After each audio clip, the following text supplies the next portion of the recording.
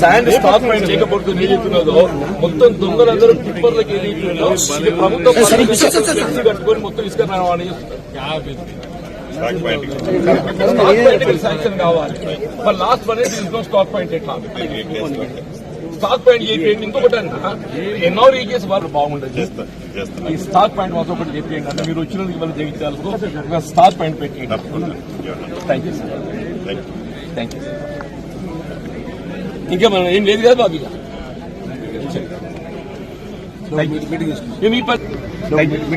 మీ పని మీరు మా పని అయిపోయి మా పార్టీ అయిపోయి రాజ్యం వేలుండి మీరు మీరేం గమనించారో నాకు తెలియదద్దా. నేను మీరేం గమనించారో నాకు తెలియదు.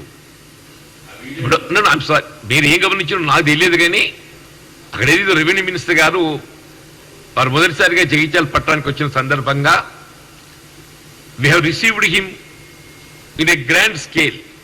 వీళ్ళ వందల సంఖ్యలో జగిత్యాల పట్టణంలో ర్యాలీ తీసి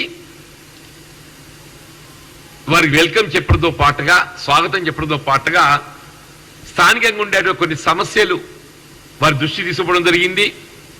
వారు కూడా పాజిటివ్ గా స్పందించి జగిత్యాల్లో శాండ్ స్టాక్ పాయింట్ ఏర్పాటు చేయడానికి తగు చర్యలు చేపడతామని చెప్పన్నారు. తదుపరి రీతిలో వారు is to participate in review program revenue. మేము ఇచ్చింది ఏదైతున్నదో మేము వారిని రిసీవ్ చేసుకోవడం పార్టీ పరంగా మా బాధ్యత. మేము రిసీవ్ చేసుకున్నాం. స్థానికంగా ఉండే సమస్యలు వారికి విజ్ఞప్తి చేసినాం. అంతటితోని మా బాధ్యత ముగిసింది. దాన్ని ఏదైతుందో మీరు ఏదో చూసి మీరు ఏం చూసినో మాకు తెలియదు. కానీ జరిగిందైతే it went very cordial. Thank you.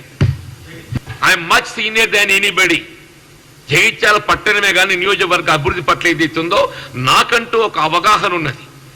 Jagtial ప్రాంతంలో చేయబడ్డ ప్రతి అభివృద్ధి ఏదైతుందో నేను శాసనసభ్యుడిగా ఉన్ననాడే కానీ నా ప్రజా జీవితంలోకి వచ్చిన తదుపరి అక్కడ చేపట్టినప్పుడు ప్రతి అభివృద్ధి కార్యక్రమం.